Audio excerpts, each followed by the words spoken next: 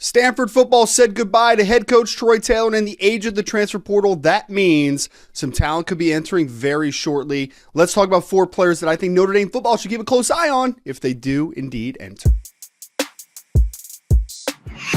Ryan Roberts from A to Z Sports breaking down everything Notre Dame football. Folks, in the age of the transfer portal, anytime we see a coaching change, which we saw obviously for Stanford Cardinal this week, as they let go of Troy Taylor, that means that you're in threat of losing some talent to the transfer portal. It's obviously very easy and accessible for players to now find new homes.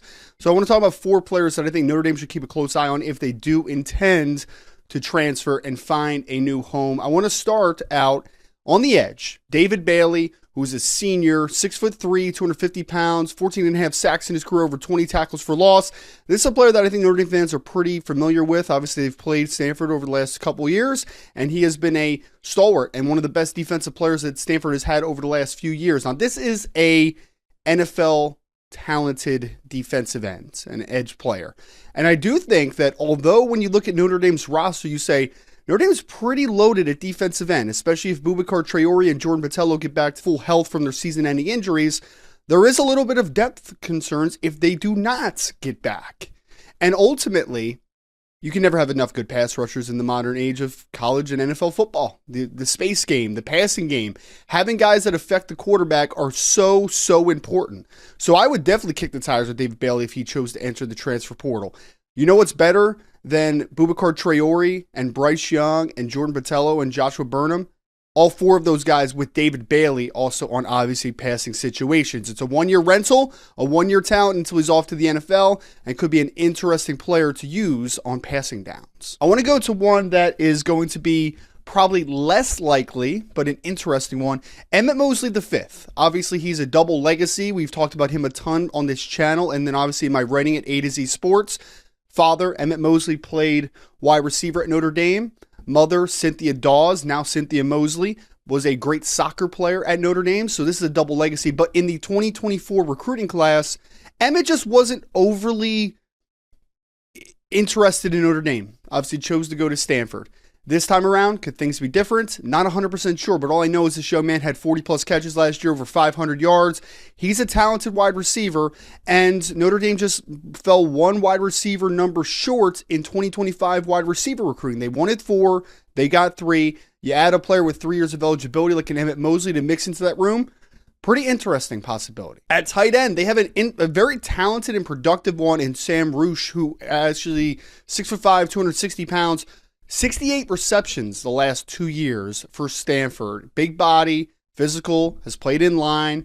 They've asked him to do a lot of different things over the last couple years specifically. I don't think that Sam Roosh would come into Notre Dame year 1 and be a difference maker, be tight end 1 for this team. I still think that would be Eli Raritan in 2025.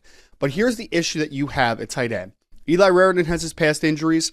Cooper Flanagan, who would have fought to be tight end 1 in this offense, had an Achilles injury down the stretch of the season. Nobody knows exactly what his timetable is of a return, if he is even going to have a possibility to return in 2025. Nobody knows that for sure.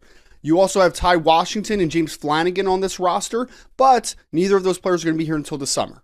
That leaves right now Kevin Bauman, injury issues. We talked about Eli Raritan, and then you have a redshirt freshman in Jack Larson. That's not great depth, to say the least, at the tight end position. Someone like Roche could come in immediately and at least provide a big body as a tight end too. Very interesting potential to mix with Eli Raritan. Last guy I want to talk about if he does choose to enter the transfer portal. Kind of an off-the-wall one.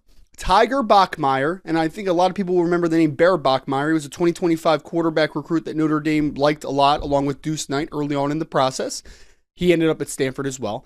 I'm very interested in his brother Tiger, who's 2 years older than him, so he's going to be a true junior this year. Had a really nice freshman year, over 30 receptions, over 400 yards, showcased himself and showed that he has a lot of talent. But this past year, he just wasn't overly productive at wide receiver, and he didn't take that next step. But the reason that I'm interested in Tiger is, 1, he has 2 years of eligibility, so there's still developmental upside at wide receiver. But he was also the team's main punt returner last year and averaged over 12 yards per punt return and had a punt return for a touchdown. Who was Notre Dame's punt returner in the 2025 season? No one really knows. Maybe it's a Jordan Faison, maybe it's a Jaden Greathouse. But having a guy like a Tiger Bachmeier, who's been a legitimately difference maker at punt returner this past year for Stanford, Could be an interesting one to at least up the special teams value and then maybe develop into a wide receiver. Folks, do any of these guys interest you? Who are some other players on the Stanford roster that you might look at and say that would be a really interesting player for Notre Dame to kick the tires for? We're going to cover spring practice, fall camp, and 2025 season, everything in between. Make sure you like and subscribe to the channel. And as always, go Irish.